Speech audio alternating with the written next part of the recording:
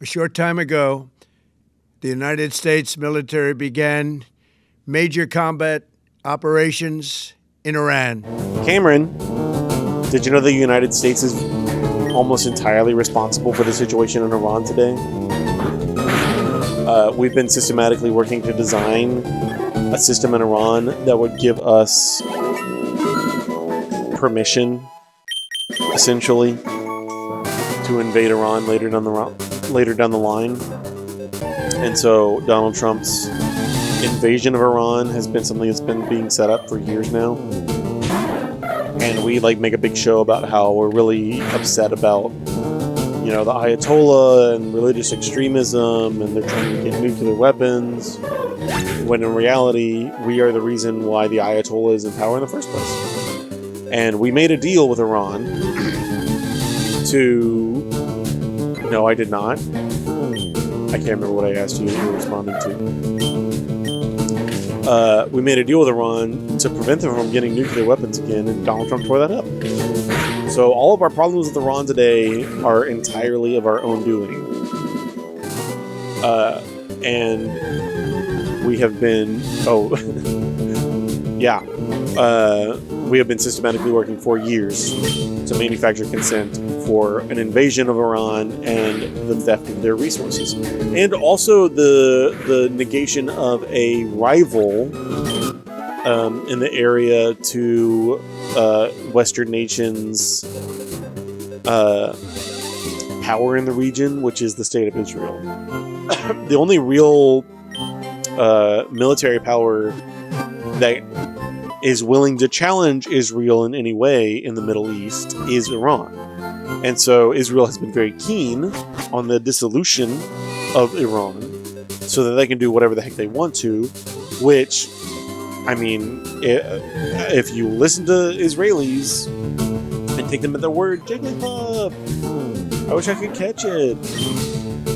If you listen to Israelis and take them at their word, their goal is to conquer all of the land from the Nile River to the River Euphrates, which is what supposedly God promised Abraham, even though that promise is extremely vague.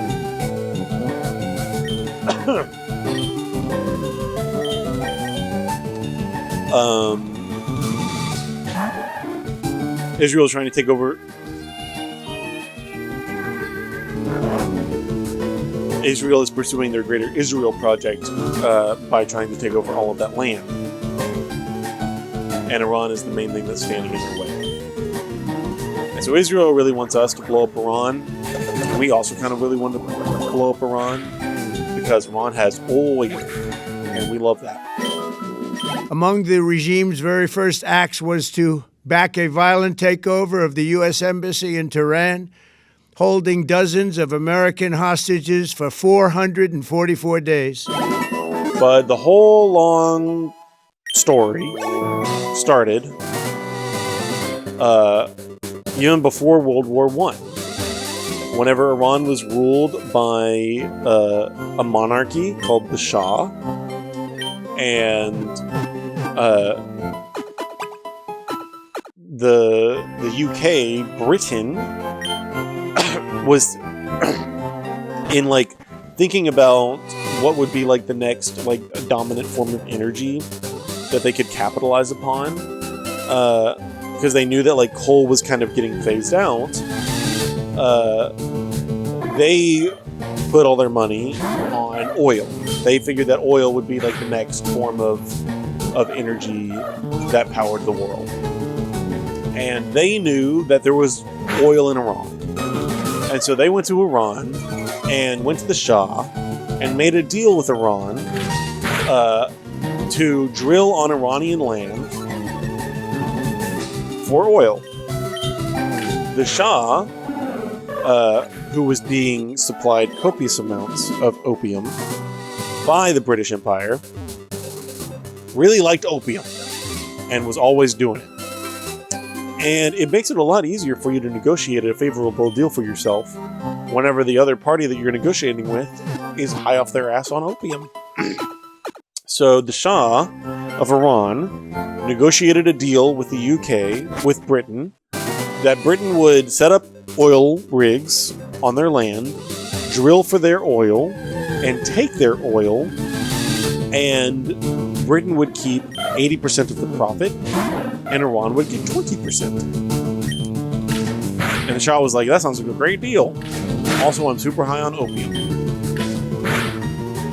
And so for years, Britain had this very inequitable deal with the Shah of Iran to drill for their oil. The people of Iran were very upset by this.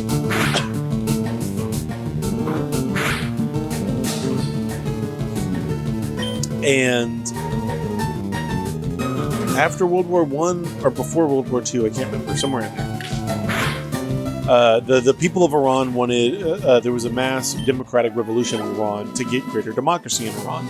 And that's when the Shah founded the Iranian parliament.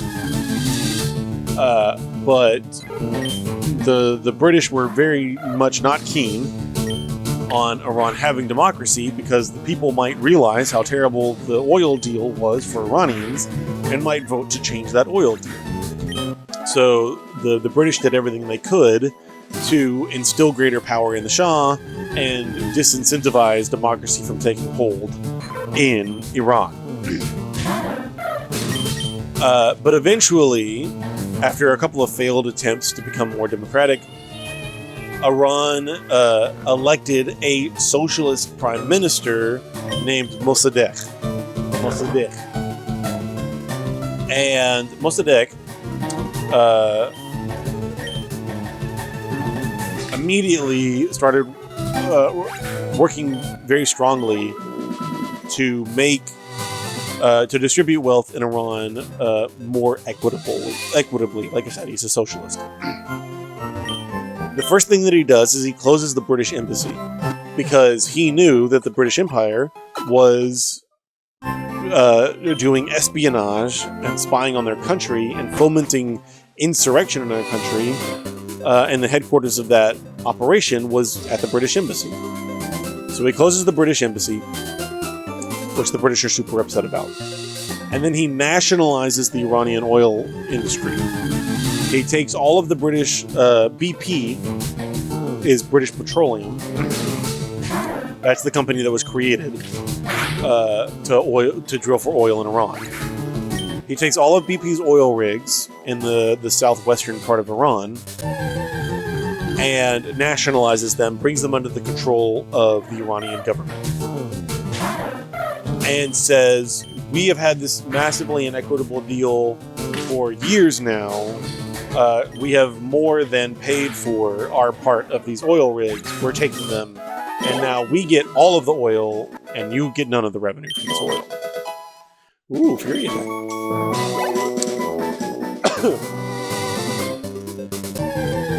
The British didn't much care for this. But after World War II, that's whenever Mosaddegh, I think it's 1953, is whenever Mosaddegh nationalizes the Iranian oil industry. And after World War II, the British are not exactly in a hot spot to be able to do much about the fact that Mosaddegh nationalizes the Iranian oil industry. And they start nudging the new culturally hegemonic superpower in the world, the United States. They start nudging the United States and saying, hey, we'll share the oil with you if you help us get control back of Iran. And Dwight Eisenhower's like, that sounds awesome. Let's do that. Because Dwight Eisenhower's entire agenda was to establish America as the culturally hegemonic superpower of the world to replace the British, German, and Russian empires. So the United States, the CIA, starts, I think this is, no, the very first coup that the CIA does is in Syria just a couple of years before this, descending Syria into a hellish landscape that it never really comes out of.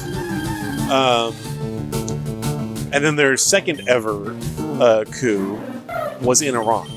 The grandson of Theodore Roosevelt, Kermit Roosevelt, is the guy who is tasked with doing a coup of Mosaddegh in Iran. And so he puts together some insurgent militia forces and raids Mossadegh's residence to kill him. But Mosaddegh has found out about this and arrests Kermit Roosevelt's forces that he tried to do a coup with. And Kermit Roosevelt is like, oh man. So he has to think of a plan B. And his plan B is to take piles of cash from the CIA and spend it on day laborers in Iran to go and talk about how much they love Mosaddegh. They're going to carry signs around saying that they love Mosaddegh, we love Mosaddegh, we are huge Mosaddegh supporters. They're going to do big old rallies in favor of Mosaddegh at the direction of Kermit Roosevelt for the CIA. And after they do their big rally in favor of Mosaddegh, they're going to go and they're going to tear shit up. They bust down, they bust into windows and they light businesses on fire and they cause a bunch of commotion. Which, obviously, all of this chaos and unrest gets pinned on Mosaddegh. Mosaddegh becomes dramatically unpopular in the state, and then Kermit Roosevelt gets the Iranian military to do another coup on Mosaddegh now that he was so unpopular. And Mosaddegh is successfully couped. They don't kill him, they just depose him from power. In Iran, there is a triangle of power that runs the state. The Shah, which is the monarchy, the Iranian parliament, which is the political power, and then the Iranian clerics, which is the religious power. Mosaddegh was very much the face of Iranian political power. And when he is deposed, the power of the country transfers into the hands of the Shah. The Shah becomes the most powerful member of the triangle of power. But the clerics also become more powerful. They get some of that, access to that power as well. And the clerics are getting more and more powerful, especially so from the 50s to the 70s. The Shah is the one that's in control, and the Shah becomes dramatically unpopular in Iran. Because the Shah, it becomes very apparent to the people of Iran, is completely beholden to the interests of the United States. The Shah is incredibly corrupt. He's throwing lavish parties and living a lavish lifestyle. And is making deals all the time that are good for the U.S. and bad for Iran. He's also brutal. He also brutally cracks down on the Iranian people, which is not great. They're not big fans of that, obviously. Let's try not to get Beatrice killed immediately. And so,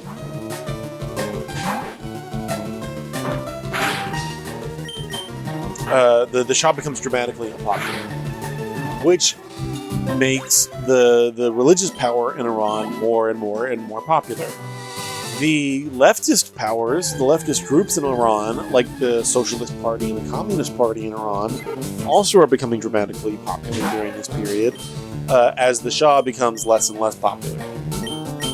Eventually, that reaches a boiling point, and when the Shah gets cancer, he has to leave the country to go get treatment for that cancer. And when he leaves, Iran goes into a revolution. The United States knows that the Shah has been really brutal and is dramatically unpopular. The Shah is not going to win this battle for control over the future of Iran. And the United States knows that if the leftist groups take control over Iran, then Iran will become an ally of the Soviet Union. And this was the height of the Cold War, and they can't have that.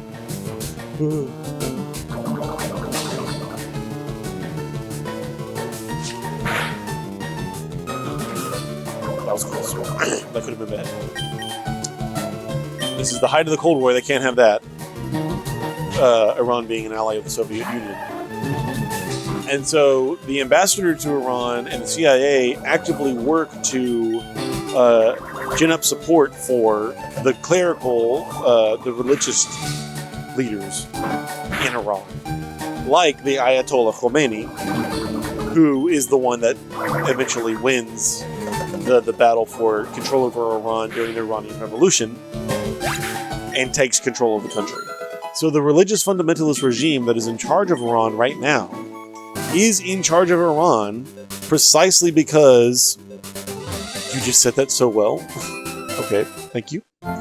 Is in control of Iran precisely because of America's intervention in Iran.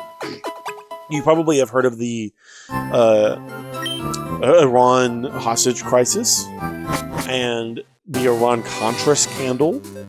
Both of those are also directly related to this period of time. The Iran Hostage Crisis is insane.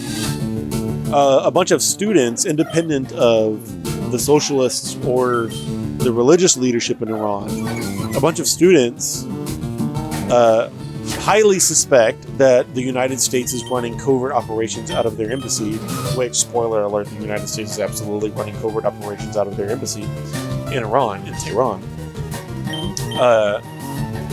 They highly suspect this, and so this group of students decides, we're going to get into the embassy, get the documentation and paperwork there, and prove that the United States has been interfering in our country for years now to the world, so that we are justified in throwing off the shackles of imperial American rule.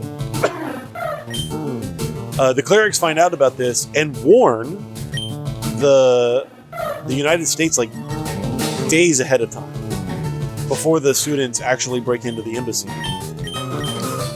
Warn. This is gonna take forever.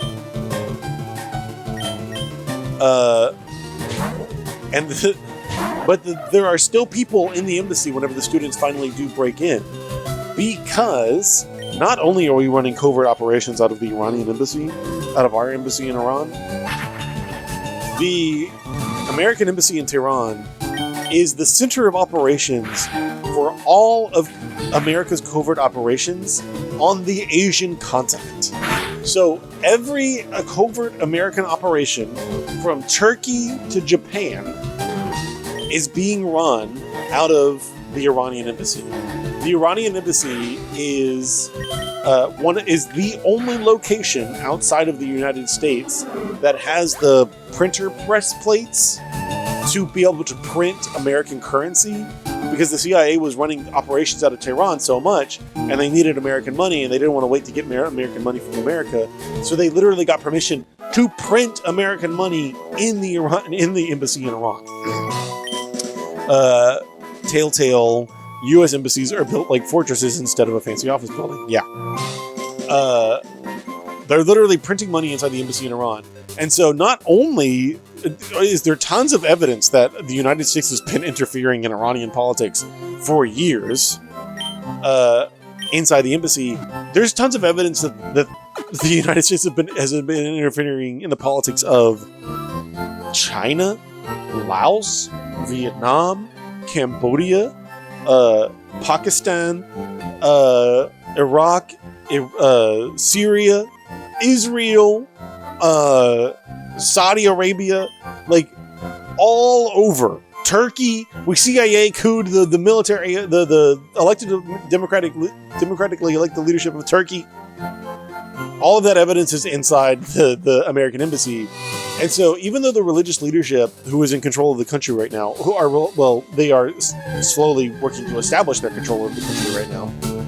Even though the religious leadership warned the United States and said, these guys are coming into your embassy, whenever they finally break in, there are still people in there because CIA agents, the people that they capture, are CIA operatives who are shredding all of the documents in the building as fast as they possibly can. The students break in successfully, take the hostages captive.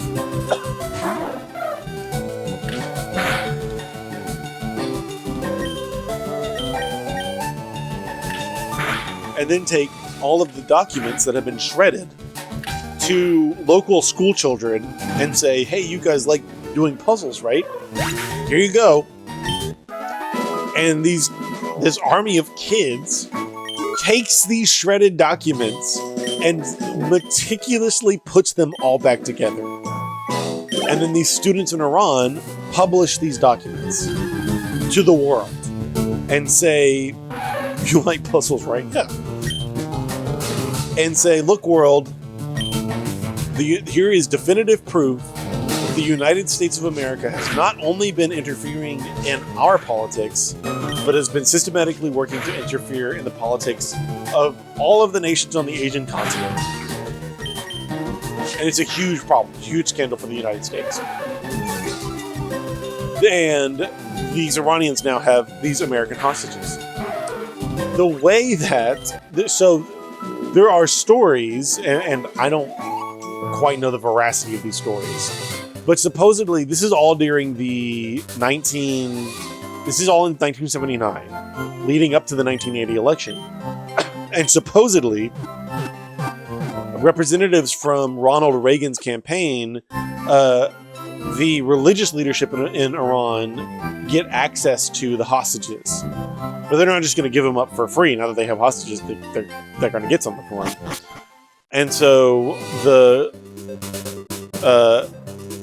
supposedly, the story goes that representatives from Ronald Reagan's campaign go to the religious leadership in Iran and say, don't release the hostages yet. They were going to release them for Jimmy Carter in 1979. Supposedly Ronald Reagan's campaign goes to them and says, do not release the hostages yet. If you wait and if you wait until after the election, let me, Ronald Reagan, campaign on how unpopular Jimmy Carter is because of this hostage crisis. After I win, I will give you a way better deal than Jimmy Carter is ever going to give you. And supposedly that's why the Iranians wait until after the election to release all of the hostages.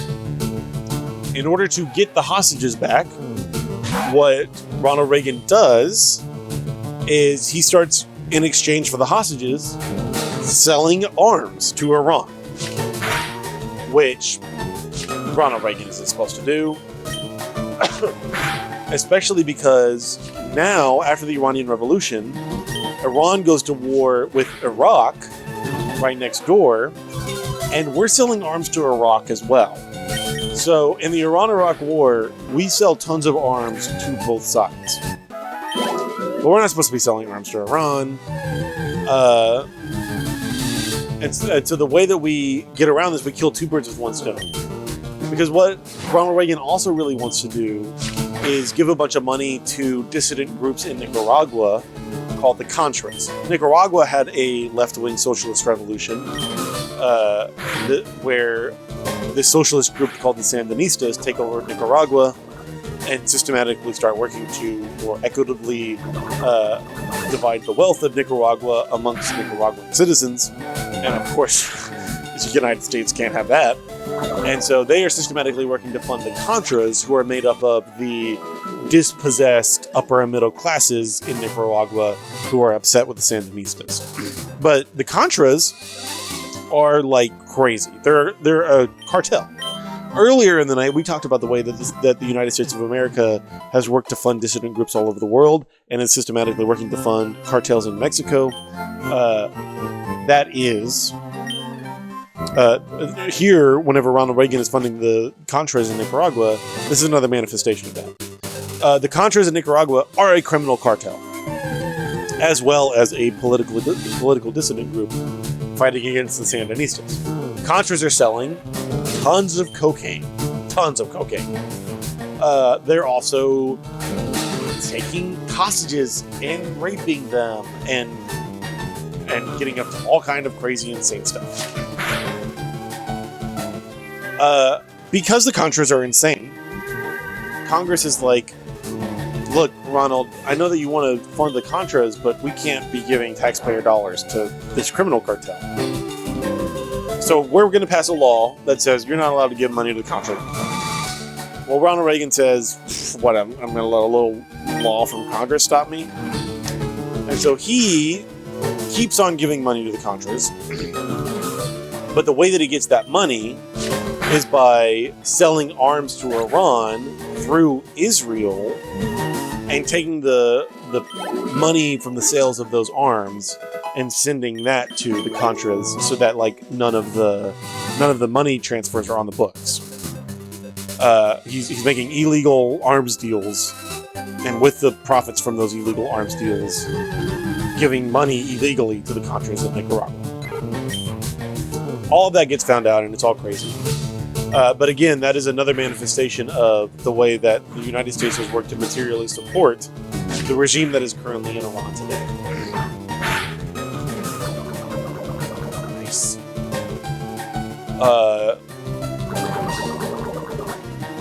And so that is like we're always, we're all so upset. Yeah.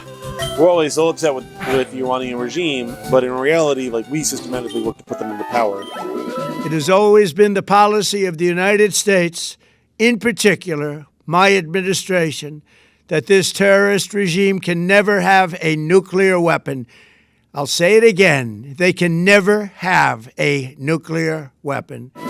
Iran also supposedly has been threatening to develop nuclear weapons.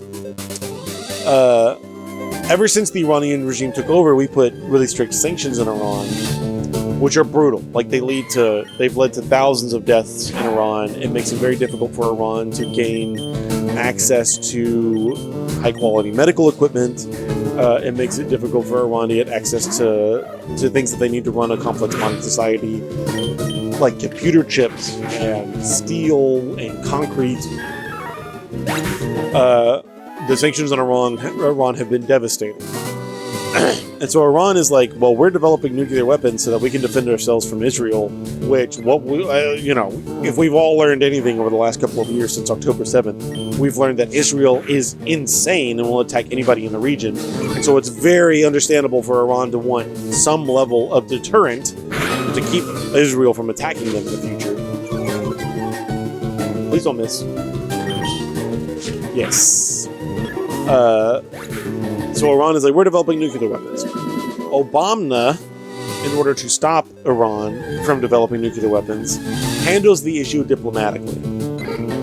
It says, look, sign this treaty. We will relax some of the sanctions if you allow UN nuclear inspection teams to come into your country periodically to make sure that you're not actually developing nuclear weapons. And as long as you're not developing nukes, we'll lift a lot of these sanctions on you. And that's what Iran wanted in the first place. Iran never really wanted a nuclear weapon, they just want the sanctions gone. That was called the JCPOA, something like that. The Iran nuclear deal. Donald Trump was never happy about this deal, because what it did was it alleviated our antagonism towards the nation of Iran. It normalized relations with Iran, which goes against our plans of being able to do regime change there again in the future. And so Donald Trump, whenever he got into office, immediately tore up the Iran nuclear deal. And so Iran has been like, well, we're developing nukes again, I guess, even though they have never really been developing nukes very seriously. Israel has used this as a very convenient pretext to say, oh my god, Iran is developing nukes, we better bomb the crap out of them. Again, like I said, which is why we got rid of the Iran nuclear deal in the first place, so that we can still have an antagonistic relationship with Iran, so that we can have an excuse to bomb them and do regime change there all the time. And so, sure enough, Donald Trump just bombed them recently, and supposedly completely obliterated their ability to be able to develop nukes. But now, Iran was just a week away from being able to have a nuclear weapon, supposedly, whenever Donald Trump bombed them, and completely obliterated their ability to develop nukes again. We didn't have to worry about that no more. Well, now Israel's thing is, well, yeah, but Iran still has ballistic missiles. And so Iran has to give up their ballistic missiles too. And so now that's our red line. Supposedly Iran has to get rid of their ballistic missiles, which, if you have a person in the room that's pointing a gun at you, and you have the threat of saying, well, I can shoot you as well because I have a gun hidden in my pocket. The last thing you want to do to that person is prove to them that you don't actually have a gun, or completely negate your ability to be able to get a gun in the future. So, Iran, to give up their ballistic missiles would make them completely defenseless against Israel, which, like I said, has a gun to Iran's head, because Israel's insane and they're going to invade anybody in the region that they want to invade. So Iran doesn't want to get rid of their ballistic missiles, very understandably. But now, even beyond saying you have to get rid of your ballistic missiles, J.D. Vance is being like, oh, but now we've learned that Iran is a week away from getting a nuke again, so we have to invade them. So it's looking like we're going to invade Iran. And the deal that Donald Trump is negotiating with them right now is just the Iran nuclear deal that was negotiated before. Except they're now adding ballistic missiles to it, which Iran is never going to do. Which Israel and America know Iran is never going to do, which gives them the perfect precedence to say, see, Iran won't do it, we have to invade them. Which is exactly my point. The United States has been working to destabilize Iran, radicalize the regime, and manufacture consent for attacking Iran. Ooh, double kick, that's going to be useful.